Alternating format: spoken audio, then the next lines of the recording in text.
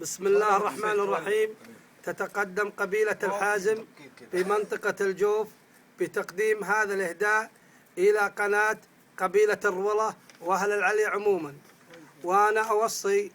لو لا سمح الله بعد عمر طويل لو أموت بتراب الرولة أهل العلي. نعم ما شاء الله ما تموت.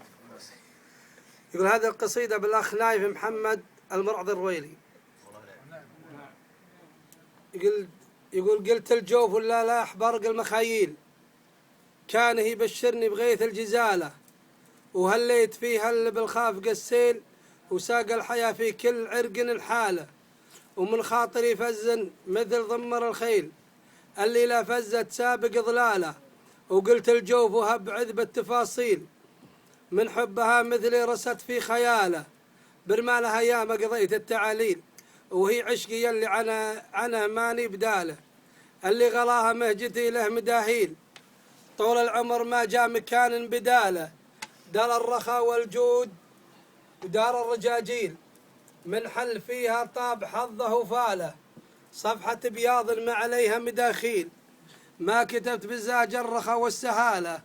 دار القروم الخيرين الحلاحيل، أهل الشجاعة والظفر والبسالة، صيت الرويلي في علمه تضليل، والحمل لا زاد ارتكاله وشاله. صيت الرويلي في علمه تضاليل، والحمل لا زاد ارتكاله وشاله، وذكر نايف فوق رؤوس الأجاذيب، نجم يدل التايهات اشتعاله، وطيب أبوه راعى الوفاء يصل سهيل، والعزل بثريا رقاله، وأهل العليا من الجيل الأول وهالجيل، والطيب ورثهم سلالة عن سلالة، مذللين صعب بالعزم تذليل، مترفعين عن دروب الجهالة، والجود فيهم يذهل العقل ويهيل، ومحصلين المجد في كل قالة، بالعسر قبل اليسر يفون بالكيل،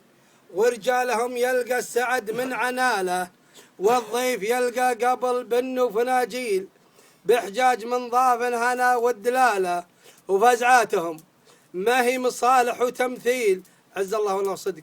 وفزعاتهم ما هي مصالح وتمثيل، ولعمرهم صاروا على الغير عاله، واليوم وامس وبالسنين المقابيل، متميزين بالوفا واشكاله، واولادنا المرعض سابقين المشاكيل، اهل المروه والسخاء والجماله، الله مجنبهم عن الحيف والميل،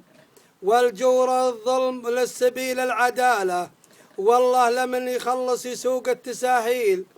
ويشمل بعطفه من عليه اتكاله، يعطي بلا منا ويجزل للسيل، ويبشر بعون من صدق والتجاله، على الجوف الله يصيب